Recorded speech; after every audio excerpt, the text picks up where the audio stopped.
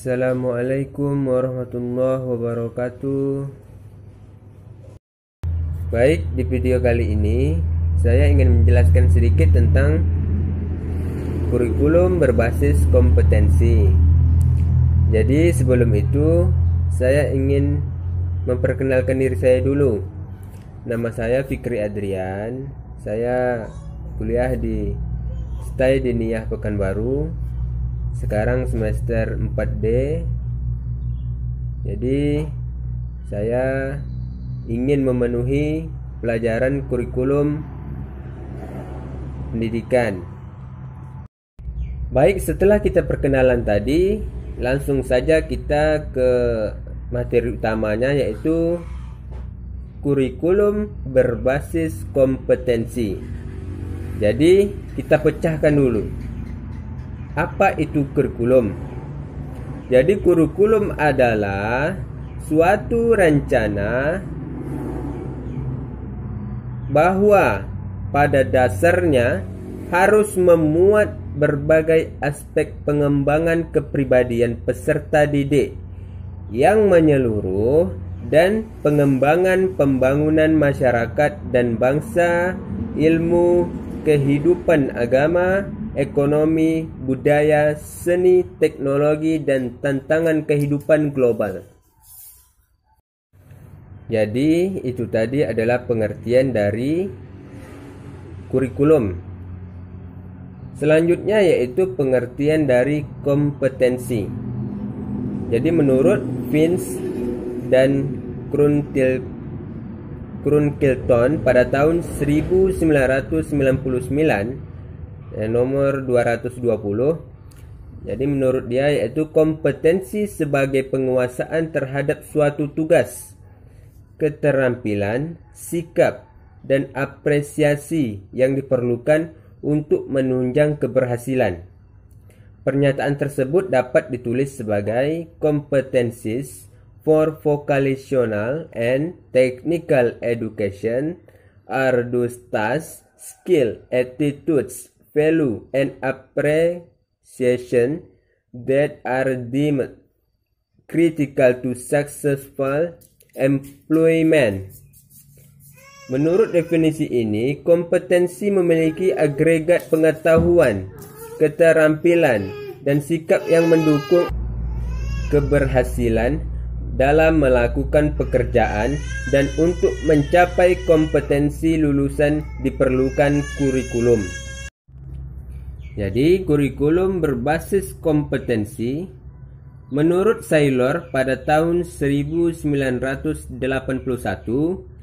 yang menyatakan bahwa kurikulum berbasis kompetensi sebagai a design based of specific competence is characterized by specific, sequential, and demonstrable learning of the tasks, activities, or skill which constitute the act to be learning and performed by student. Lebih lanjut dari E.V. Krakow pada tahun 2003 yang mengemukakan bahwa pengajaran berbasis kompetensi adalah keseluruhan tentang pembelajaran aktif atau active learning, di mana guru membantu siswa untuk belajar bagaimana belajar daripada hanya mempelajari isi. Learning how to learn rather than just cover content. Jadi dapat kita simpulkan bahwa kurikulum berbasis kompetensi itu menekankan pada mengeksplorasi kemampuan atau potensi peserta didik secara optimal, mengkonstruk pada yang dipelajari, dan mengupayakan penerapan dalam kehidupan sehari-hari. Dalam kurikulum berbasis kompetensi berupaya mengkondisikan peserta didik agar memiliki pengetahuan, keterampilan, sikap, dan nilai-nilai yang diwujudkan dalam kebiasaan berpikir dan bertindak, sehingga proses penyampaiannya harus bersifat kontekstual dengan mempertimbangkan faktor kemampuan, lingkungan, sumber daya, norma, integrasi dan aplikasi berbagai kecakapan kinerja. Dengan kata lain, KBK berorientasi pada pendekatan konstruktivitisme. Selanjutnya yaitu ciri-ciri kurikulum berbasis kompetensi. Jadi ada beberapa ciri-ciri dari KBK ini. Yang pertama, menekankan pada ketercapaian kompetensi siswa, baik secara individual maupun klasikal. Yang kedua yaitu berorientasi pada hasil belajar dan keberagaman. Yang ketiga yaitu penyampaian dalam pembelajaran menggunakan pendekatan metode yang bervariasi. Lalu yang keempat yaitu sumber belajar bukan hanya guru, tetapi juga sumber belajar yang lain yang memenuhi unsur edukasi. Lalu yang terakhir, penilaian menekankan pada proses dan hasil dalam upaya penguasaan atau pencapaian suatu kompetensi. Selanjutnya yaitu kompeten utama kurikulum berbasis kompetensi.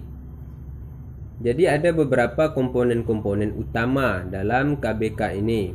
Yang pertama yaitu kurikulum dan hasil belajar. Yang kedua yaitu penilaian berbasis kelas. Yang ketiga kegiatan belajar mengajar. Dan keempat yaitu pengelolaan kurikulum berbasis sekolah. Jadi itulah 4 komponen utama dalam kurikulum berbasis kompetensi. Lalu selanjutnya yaitu kelebihan kurikulum berbasis kompetensi.